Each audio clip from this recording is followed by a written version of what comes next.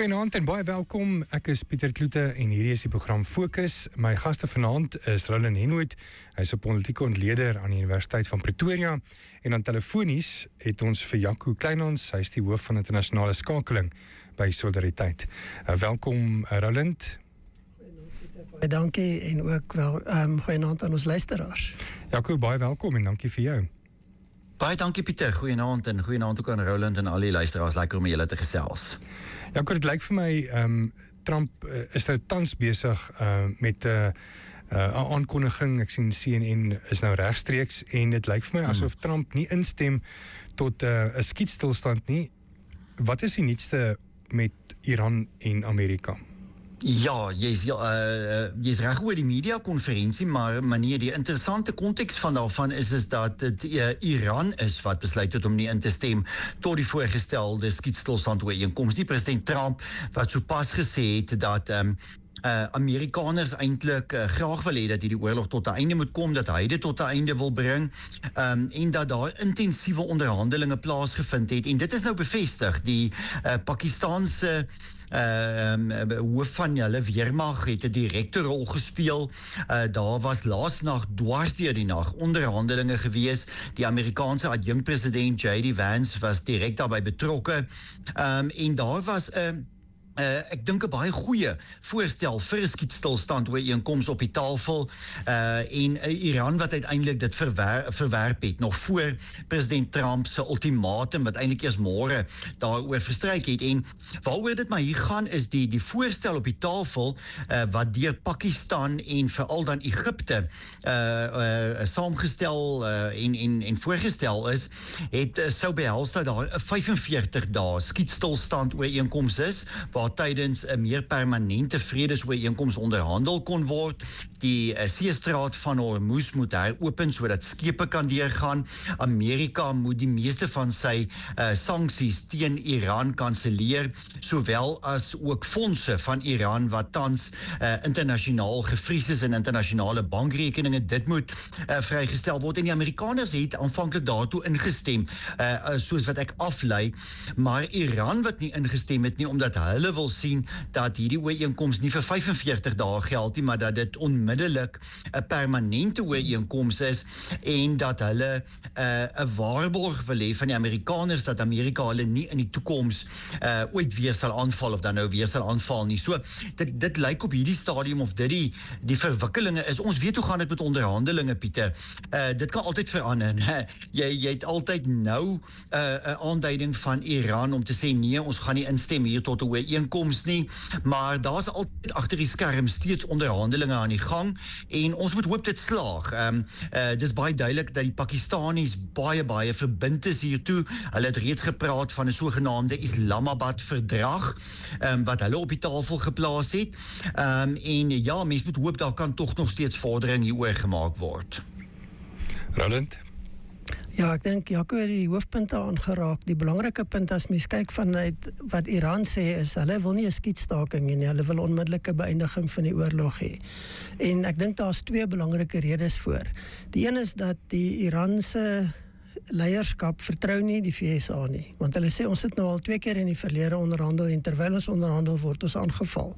So 'n skietstaking gaan ons nie tevrede stel nie. Ons soek 'n beëindiging van die vyandighede en dan tereg soos wat Jaco gesê het, die voetnoot wat daarby kom is, hulle wil hê dit moet in die toekoms verseker wees dat hulle nie weer aangeval sal word nie.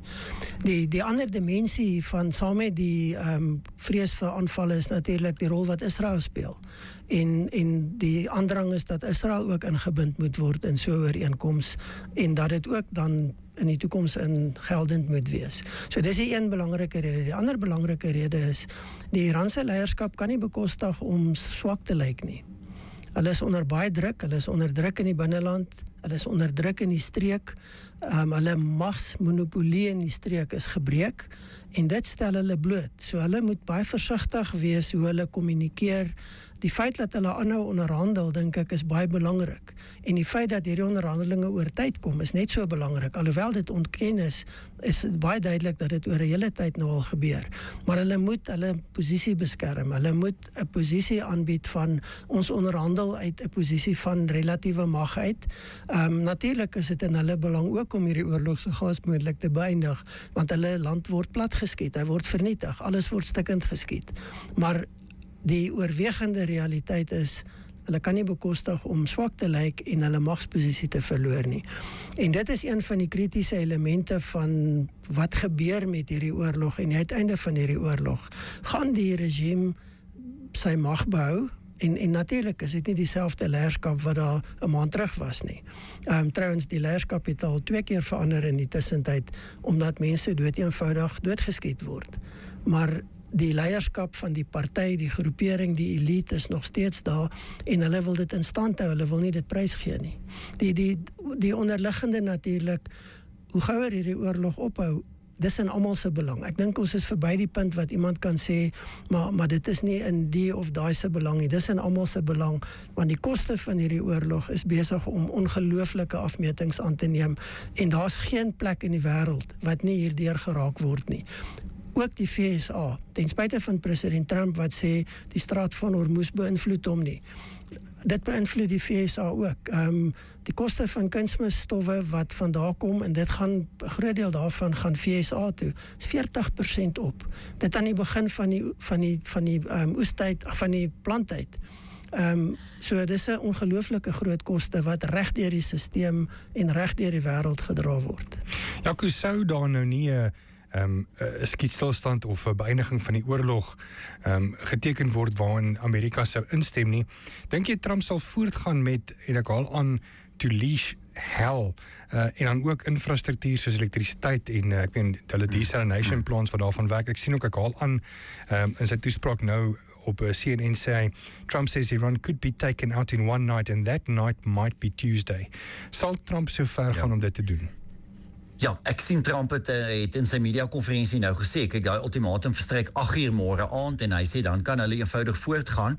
Kyk, militêr gesproke is dit vir my baie duidelik dat Amerika in 'n baie sterk posisie is. Jy weet, daar was mense wat beweer het al 2-3 weke gelede dat die Amerikaanse weermag verkeer onder druk het, nie die wapens en die ammunisie om aan te hou veg nie, maar dit is wel vir my interessant. Die Amerikaanse weermag is in 'n baie sterk posisie. Die heldhaftige manier waarop daardie 2 vegvlieëniers die naweek gered is uit Iran, dink ek het baie energie losgemaak in Amerika, spesifiek agter die weermag. Met ander woorde, Amerikaners staan baie sterk agter hulle weermag. Hulle steun daardie soldate, maar tegelykertyd wil Amerikaners, en president Trump het dit vanmiddag daar buite die Withuis met die Paasnaweek viering met kinders, het hy dit erken om te sê hy weet Amerikaners wil hê die oorlog moet tot 'n einde kom, en Roland is heeltemal korrek oor die redes daarvoor. Nou, dis wel bekend. Daar's 'n risiko.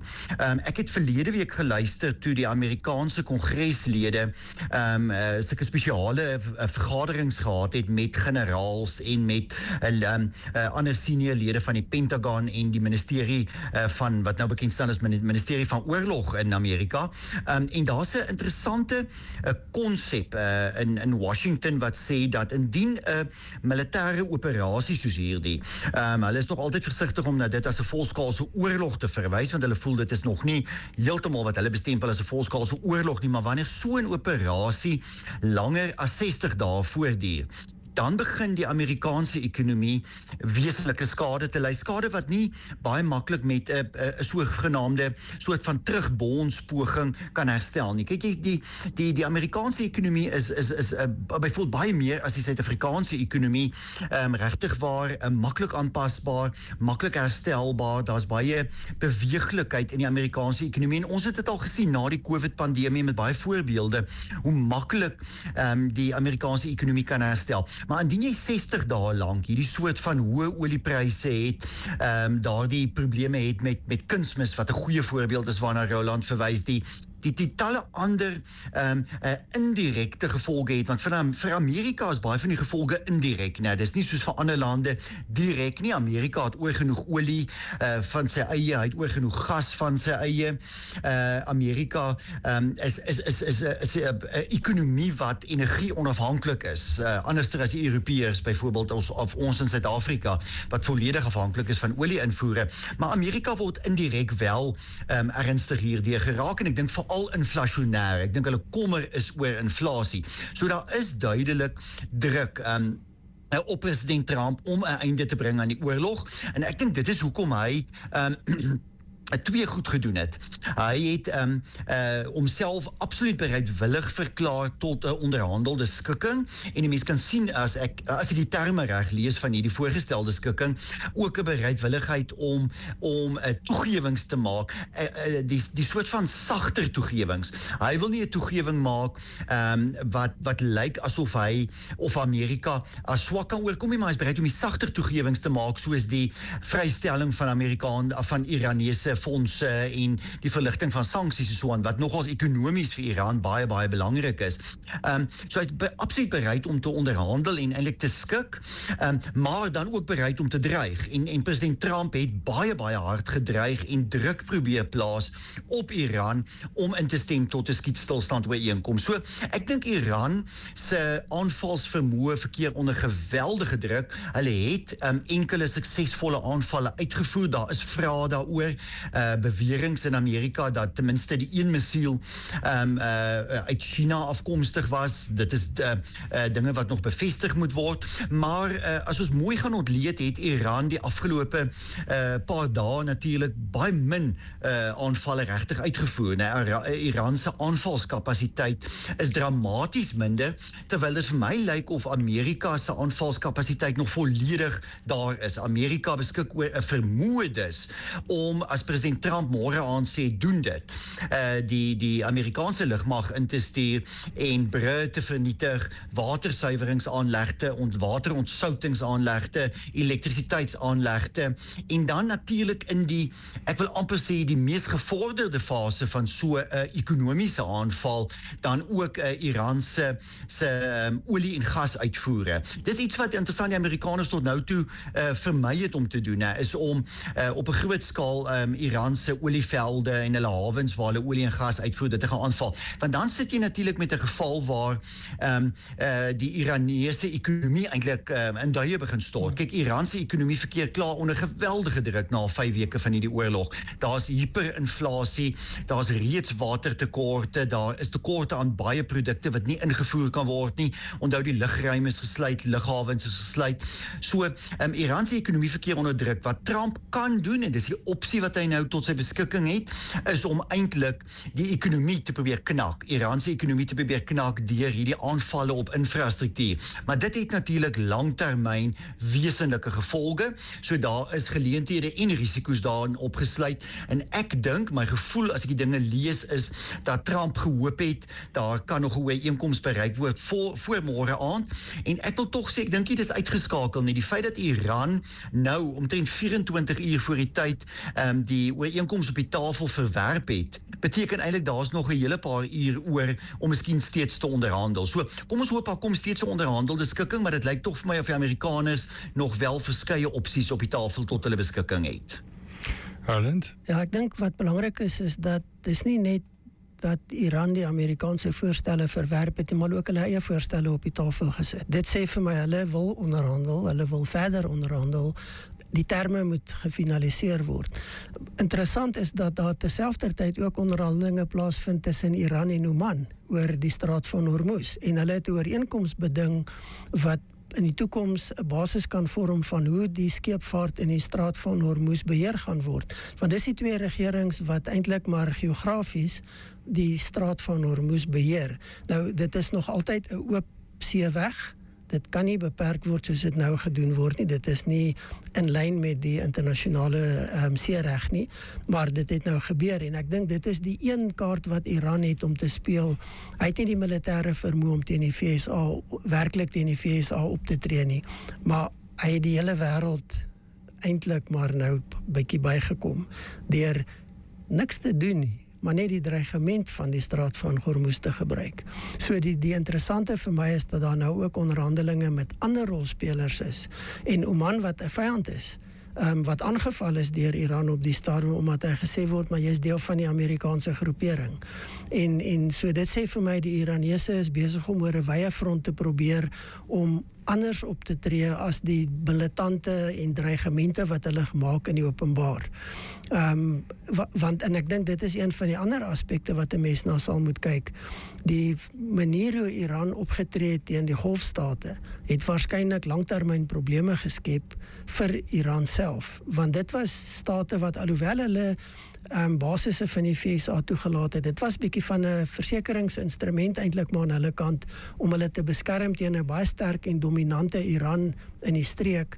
En daai aanvalle wat gekom het, het hulle verhoudinge op so 'n basis versuur dat hulle nie meer na Iran kan kyk as net 'n streeksmoontheid nie, maar dis nou 'n direkte bedreiging. En dit beteken daar gaan ander soortige posisionering wees vorentoe en daar gaan waarskynlik 'n baie groter steun of staatmaak wees op byvoorbeeld 'n rolspeler soos die VSA om beskerming te bied teen wat Iran moontlik sou kon doen. Miskien net 'n ander punt maak, Jaco verwys nou na die swak posisie wat Iran in is militêr. Die een risiko natuurlik, indien president Trump sou voortgaan met wat hy gesê het, ons gaan hulle terugbombardeer tot in die steentydperk, is dat hy dan 'n staat los wat hoogs onstabiel gaan wees en wat streeks onstabiliteit in die hand kan werk. En dit gaan in niemand se belang wees nie. So dit is die tipe risiko's wat ook verreken moet word, behalwe die onderhandelinge en die posisionering daaromheen. As jy 'n sterk moondheid soos die VSA is absoluut dominant in daai konteks, wat is die perke van wat jy moet doen? Wanneer raak dit onverantwoordelik wat jy doen op die langer termyn? En wanneer plaas jy 'n las wat waarskynlik gaan terugslaan op jou ook? En dit is deel van die oorwegings wat nou baie versigtig hanteer moet word. So die druk plaas, ek dink die toespraak wat hy maak, die taal wat hy gebruik, die dreigemente wat hy maak, dit is vir my op die stadium meer druk plaas op die onderhandelingsproses as iets wat en dis nie dat sy dit nie kan doen nie, dit kan gedoen word, maar ek sien dit nie as 'n realistiese alternatief op die stadium nie, tensy die onderhandeling heeltemal afspring. Daar's nie tekens dat dit gaan gebeur nie, soos ek sê, beide partye praat nog, hulle sit teenvoorstelle op die tafel, dis nie 'n kwessie van ons stap uit, ons gaan nie verder met mekaar praat nie. Jaco, wil jy nog enige kommentaar lewer oor Iran en Amerika voordat ons aanbeweeg na plaaslike nuus toe?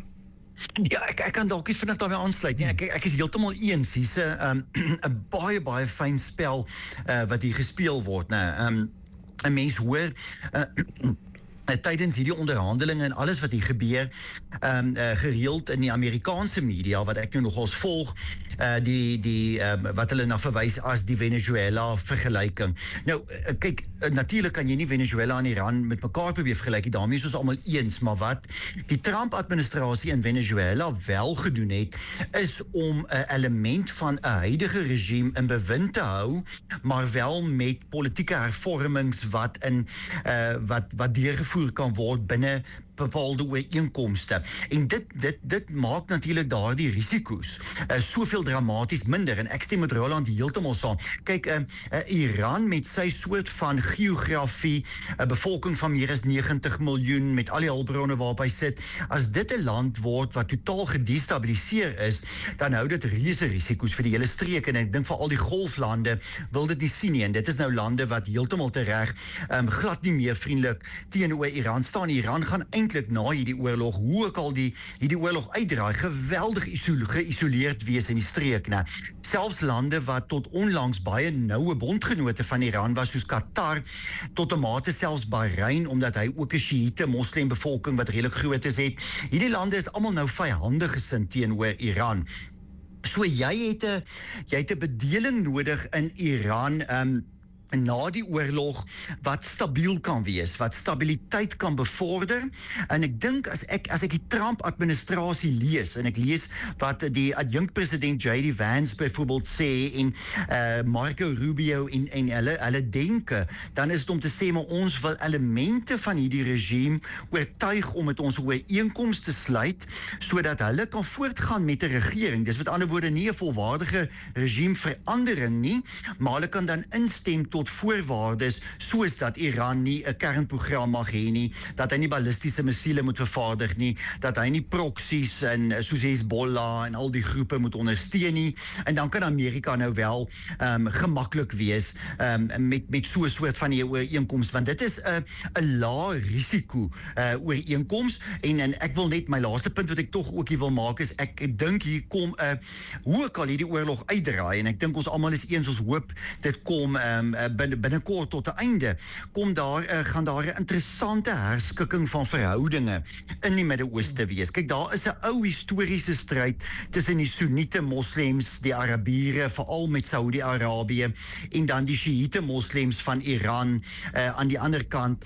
En daardie ou stryd het eintlik in 'n mate ook weer na vore gekom tydens hierdie oorlog, né? Die hardste taal teen Iran het gekom uit Saudi-Arabië van hulle kroonprins Mohammed bin Salman, wat baie harde woorde teen Iran gehad het, maar selfs ook van die Arabiere van die Verenigde Arabiese Emirate.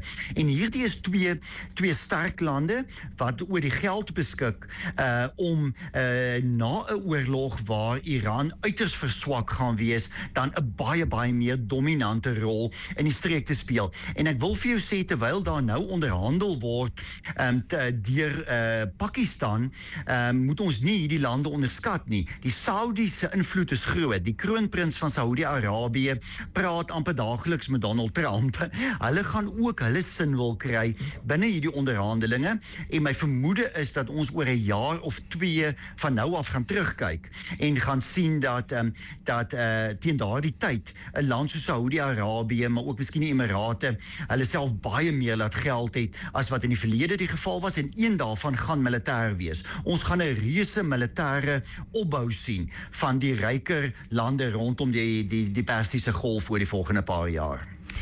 Ek wou eintlik aanbeweeg het, maar ek dink daar is nog een belangrike vraag wat ek beide vir jou, Roland, en vir jou, Jaco, wil vra is, sou daar 'n ooreenkoms tussen Amerika en Iran geskik word, gaan die Houthis in Jemen nog steeds 'n bietjie van 'n klippie in die skoen wees vir Amerika en vir Israel? Ek dink as daar ooreenkoms kom, gaan hulle baie ingeperk word. Van die proxymagte van Iran wat oorgebly het, is dit net die Houthis. En dis baie interessant om te sien, hulle het totaal uit hierdie oorlog uitgebly. Ek dink hulle het 2 missiele afgevuur, wat niks beteken het nie. Hulle het nie opgetree in die Rooi See gebied soos wat hulle gedreig het nie. Ek dink nie hulle het die vermoë om dit te doen nie, maar daar's 'n ander rede. Daar is soveel magte ontplooi, dat indien hulle sou beweeg, sou hulle waarskynlik hierdie keer totaal vernietig geword het. Dit sou nie 1 of 2 aanvalle wees om hulle terug te dryf of hulle wapentuig te vernietig nie. Dit sou die einde van die Houthis gewees het. So, hulle kan 'n faktor wees, maar ek het 'n vermoede hulle fokus gaan wees in Jemen self. Die risiko om nou alles te verloor vanuit hulle perspektief is doeteenvoudig te groot. Iran gaan hulle nie kan en waarskynlik wil ondersteun soos in die verlede nie, want hy gaan net eenvoudig nie die vermoë hê nie. Jaco? Ja, ek is absoluut heeltemal eens daarmee. Ek kan net aansluit om te sê dat dit is eintlik een van die gevolge van hierdie oorlog, maar natuurlik ook die gebeure die afgelope 2,5 jaar, dat die proksies wat so deel was van Iran se meesterplan teen Israel en die vernietiging van Israel, maar ook in 'n streeksdominansie, dat daardie plan natuurlik besig is om heeltemal uitmekaar te spat, en dat ons eintlik so, ek dink die begin van die einde van daardie plan beleef. Ons het iets daarvan beleef met die oorlog tussen Israel en Hamas, Hamas wat eintlik nie meer bestaan nie, daar's baie min van Hamas oor. Ons sien nou in die geweldige vernietiging in Libanon, in die suide van Libanon, hoe Hezbollah eintlik ook maar vernietig word. Daar is min oor van Hezbollah. Ons het verlede jaar gesien dat Bashar al-Assad in Syrië uitgedryf word. Hy skuil op die oomblik in Moskou en Rusland. En daar's nou 'n regering in Syrië wat nie vriende is met Iran nie. Dis 'n Arabiese regering wat eerder vriendskappe aanknoop met Turkye en met die Saudis en selfs met die Emirate, Jordanië en al hierdie lande. En dieselfde geld vir die posisie waarin die proxygroepe in Irak verkeer en dan natuurlik die Houthis. Die Houthis beheer tans, dink ek omtrent so 40% as ek reg onthou van Jemen se grondgebied en hulle is daar, moet ons onthou, altyd maar in 'n stryd gewikkeld. Daar's eintlik maar 'n voortsleepende lae intensiteit burgeroorlog in Jemen aan die gang. Die Houthis het reeds baie pak slag gekry onder die Amerikaners, maar ook Israel die afgelope 2-3 jaar. So die hele idee van die Ayatollah Ali Khamenei, wat hy eintlik al hier in die 1990s begin ontwikkel het, van streeksdominansie deur proxygroepe in al hierdie lande, maar uiteindelik dan ook natuurlik die groot aanslag teen Israel, om uiteindelik die einde te bring aan die Joodse staat in die Midde-Ooste. Dit het misluk. Dit moet ons wel sê, dit alles het misluk en hoe hierdie oorlog ook al uitdraai, die bedreiging teenoor Israel gaan wesentlik minder wees as in die verlede, en Iran gaan baie min vriende oorhou.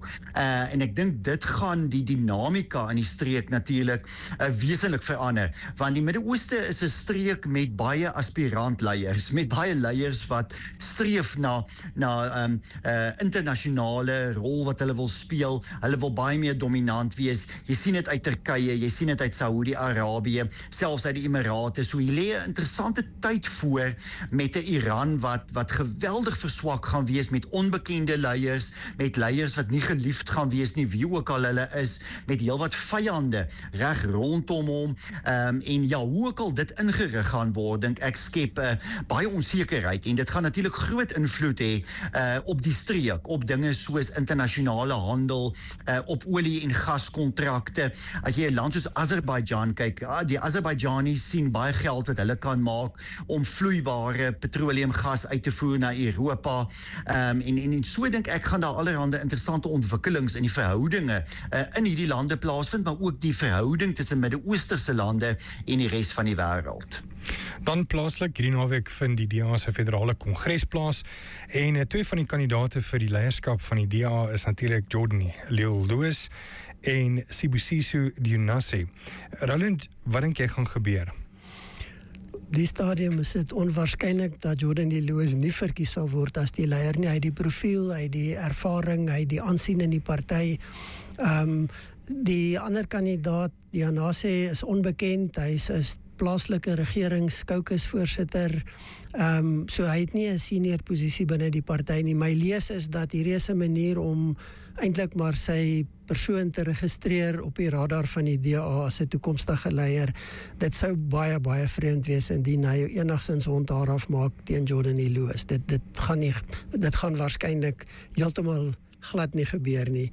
Ek dink ons kan eerder 'n herhaling sien van Steenhuisen se verkiesing waar hy met 'n oorweldigende meerderheid verkies is, teenoor 'n kandidaat wat eintlik 'n sterker kandidaat met 'n hoër profiel was, as wat ons nou sien in die geval van Jordan Lewis en Dionisi. Dit gaan nie gebeur nie. Jaco? Ja, ek stem 100% daarmee saam. Wat vir my interessant is die feit dat daar so min mense is wat hulle aangemeld het, wat geaspireer het, die aspirasies gehad het. Jy sit met die Demokratiese Alliansie as 'n groot party met baie verkose lede, mense wat al baie lank in die strukture dien op nasionale vlak in verskillende provinsies, en dat daar tog nie iemand was wat na vore getree het nie. Uiteindelik Jordan Lewis wat maar deur baie mense beïnvloed is, eintlik aangemoedig is dan eerder om homself beskikbaar te stel as leier. Hy was ook iemand wat onmiddellik maar net ingespring het en dit wou doen nie.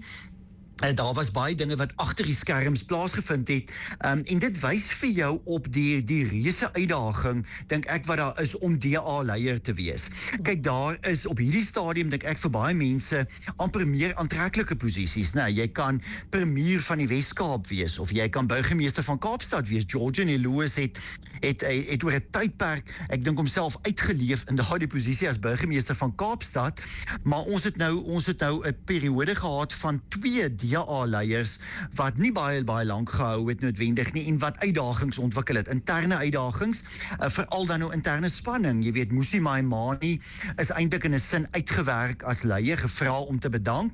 En John Steenhuisen tot 'n mate ook, nie so blaatant soos in die geval van Mmusi Maimane nie, maar ons weet daar het ernstige spanning ontstaan tussen 'n deel van die party en John Steenhuisen, en uiteindelik was dit maar die gevolg dat hy homself nou nie weer beskikbaar gestel het. Die anderster sou daardie spanning net geweldig verdiep het. So mense lyk my bietjie skugter om hulle self beskikbaar te stel vir die posisie leiers binne die party, en hulle aspireer eerder vir ander poste. So daar vind allerhande interessante verkiesings die naweek plaas, maar vir ander posisies, vir voorsitters en ander posisies binne die onder voorsitters en so aan binne die party. Maar die partyleierskap, ja, dis eintlik presies wat Roland sê, dis eintlik dink ek 'n gegewe dat George Lewis gemaklik verkies gaan word as die leier. Nou, die ding is, ons wat baie kyk na die politiek en belangstel hierin, en ek dink baie van ons luisteraars wat ook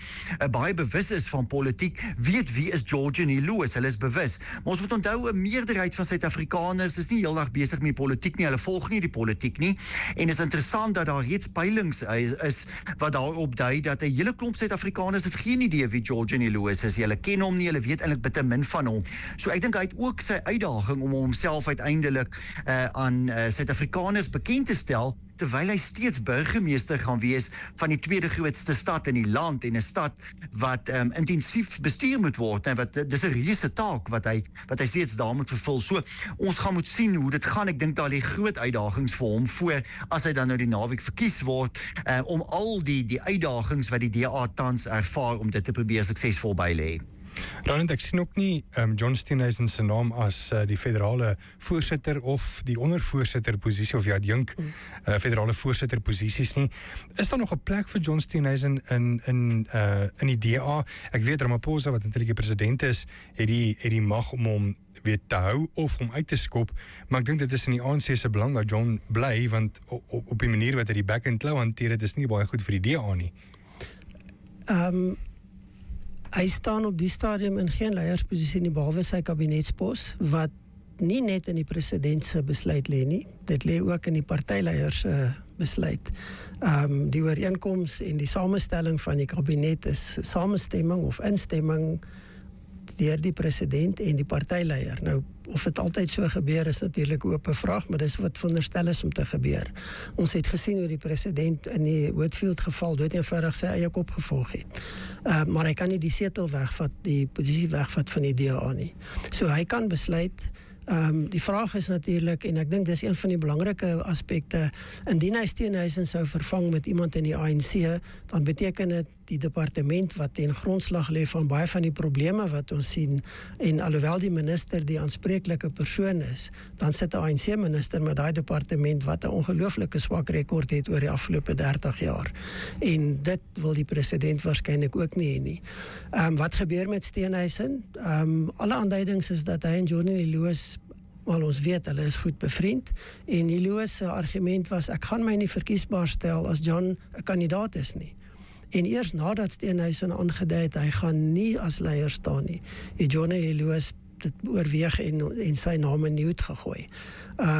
So is interessante dinamika, en ek stem saam met Jaco, dis interessant om te sien dat 'n groeiende party soos die DA nie daai tipe van gevegte het om leierskap wat jy sou verwag in partye nie. Wat jy wel kry is natuurlik, en ek dink dis 'n interessante ding, is jy kry 'n grondig of 'n geleentheid vir 'n grondige herstrukturering van die totale leierskap van die DA.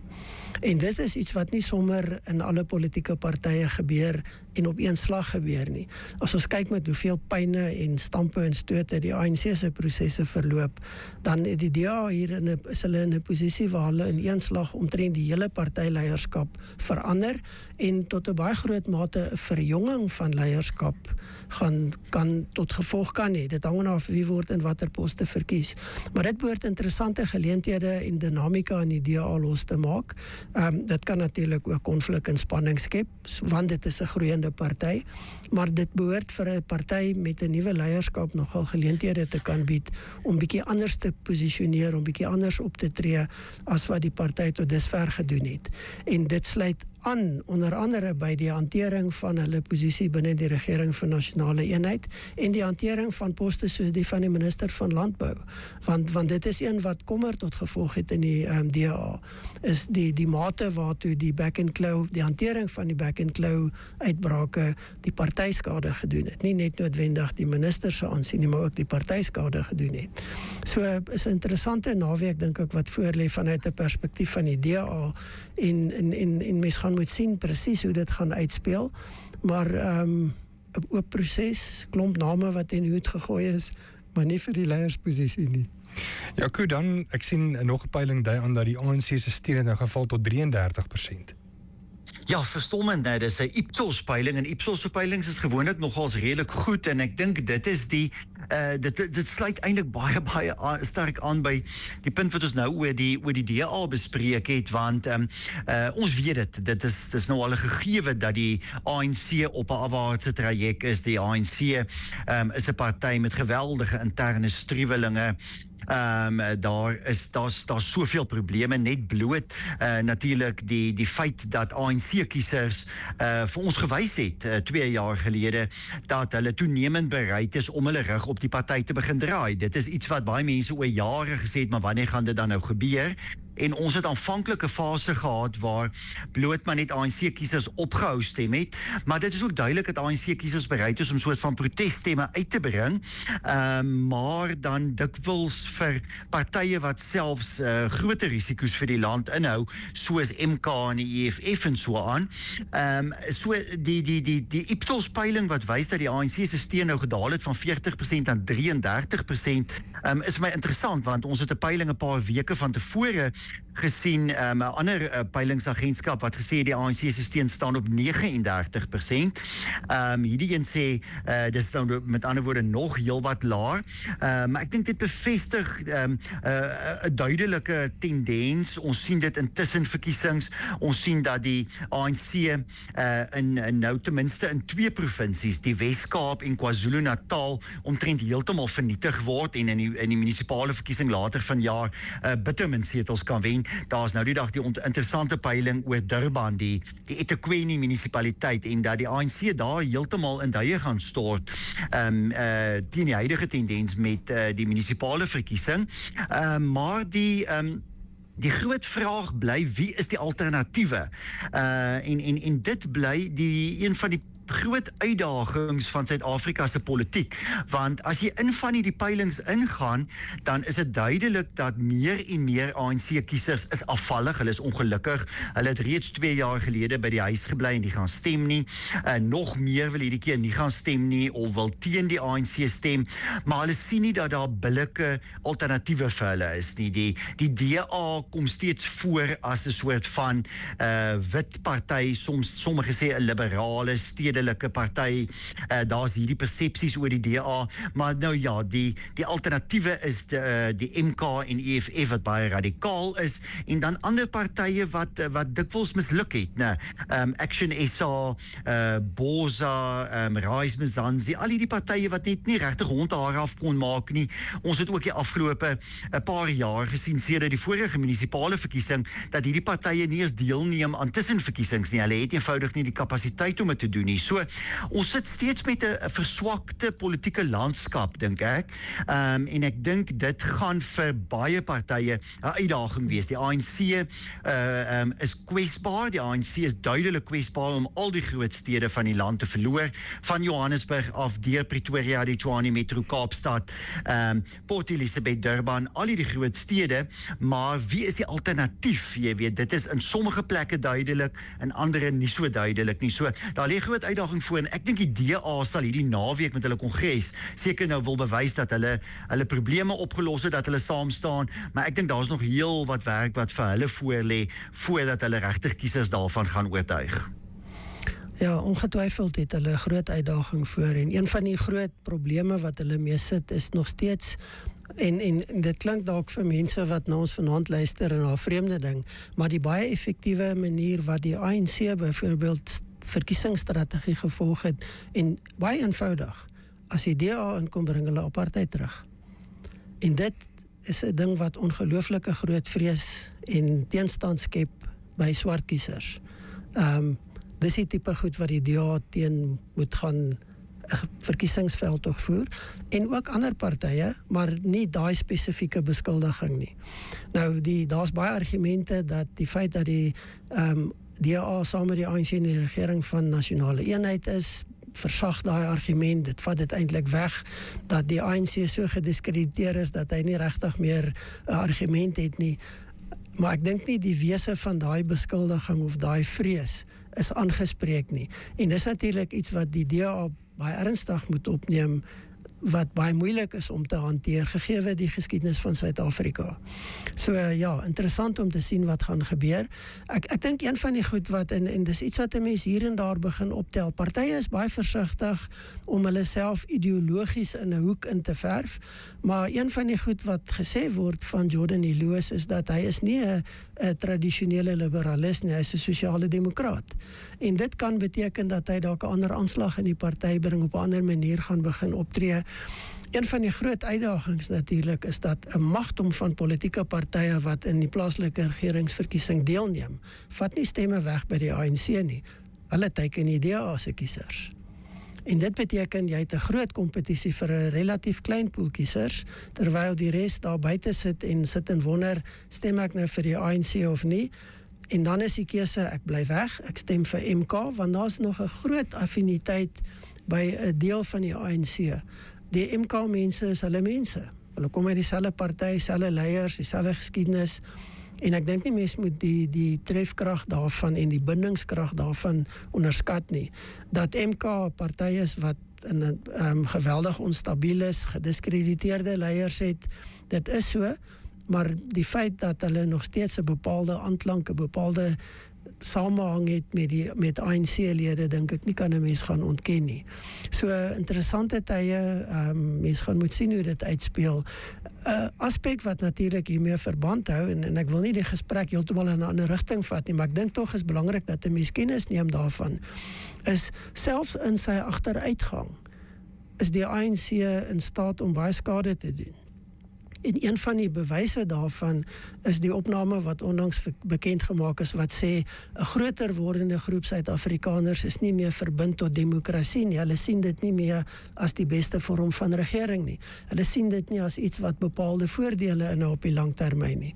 Nou dit is 'n baie slegte ontwikkeling, 'n baie gevaarlike ontwikkeling, want die alternatiewe wat in die plek daarvan kom, is die geskiedenis van postkoloniale Afrika, en dis 'n baie slegte geskiedenis. So hierdie is die tipe goed wat partye baie mooi na moet gaan kyk, wat aan die ander kant van hierdie verdeling staan, en dan natuurlik ander rolspelers. En hier wil ek baie wyd gaan. Baie mense het die idee dat die onafhanklike verkiesingskommissie moet meer doen, moet meer kiesersopleiding doen.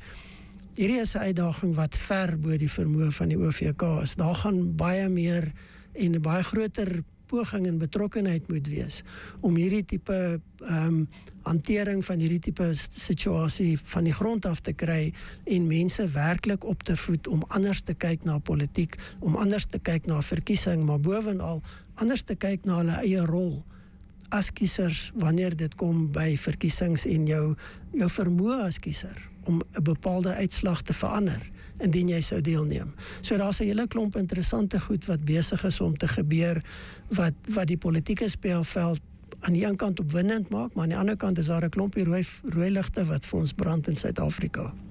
Ja, goed, dan net laastens, ek sien 'n rapport het 'n artikel gedoen oor 'n meningspeiling wat wys dat Afrikaners raak al hoe meer konservatief. Ja, baie interessant. Nee, dit was 'n interessante verslag gewees wat duidelik dui op toenemende behoudende soort van posisies wat deur Afrikaners ingeneem word. Dit sluit vir my, hierdie dinge gebeur gewoonlik nie in isolasie nie. Dit sluit vir my aan by die soortgelyke tendense in ander westerse lande. Mens sien dit in Europa, jy sien dit onder die Amerikaners. Dit is hoekom president Donald Trump verkies kon word in Amerika, en dit is hoekom jy sien vandag in 'n nuwe peiling dat die alternatiewe Duitsland voorloop in Duitsland, en dat Marine Le Pen of haar tweede bevel van haar party in Frankryk volgende jaar as president daar verkies kan word. Maar ja, daar is 'n interessante tendens na meer duidelik konservatiewe behoudende standpunte, en dit word teweeggebring as dit gaan oor Afrikaners, dink ek tweeledig, deur beide dinge wat in Suid-Afrika gebeur. Hier is baie gevoelens van bedreigings. Ons weet die dinge wat die lewe vir Afrikaners moeilik maak in Suid-Afrika. Afrikaners is verbind tot Suid-Afrika, maar Afrikaners voel totaal en al dikwels vervreemd van die regering weens die toepassing van regstellende aksie, die probleme met misdaad, die voortdurende uitsondering, hierdie sondebok politiek, jy weet. Ek kyk vandag plaas Fikile Mbalula, die sekretaris-generaal van die ANC, nou weer op sosiale media 'n plasing oor die bose Jan van Riebeeck wat aangekom het vandag, hoeveel jaar gelede in die Kaap. En Afrikaners lees dit en sê, maar hier's 'n politieke leier in hierdie land wat eintlik ons hele geskiedenis haat en eintlik 'n afkeer het in ons hele geskiedenis. Wanneer jy dit het in 'n land, dan gaan mense dikwels terug na hulle wortels toe. Ek vind dit opwindend dat mense teruggaan na hulle wortels toe en iets van dit gaan herontdek. Maar daar's ook internasionale dinge wat 'n rol speel. Ons kan dit nie buite rekening laat nie, en dit, soos ek sê, sien ons internasionaal weens globalisering, die verandering in die wêreld, die baie onsekerheid wat daar in die wêreld is weens al hierdie globale veranderinge. Gaan mense dikwels dan ook terug na hulle wortels toe, neem hulle meer konservatiewe standpunte en posisies oor dinge in.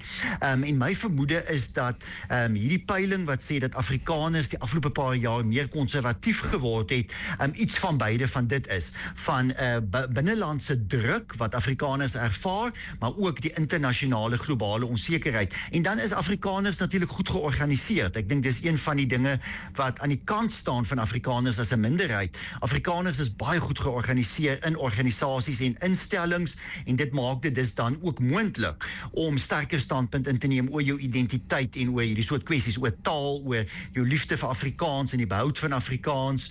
Daardie soort dinge is makliker om aan uitdrukking te gee as jy goed georganiseerd is. En my gevoel is, dit is ook bietjie wat eintlik maar die afgelope paar jaar uitgespeel het.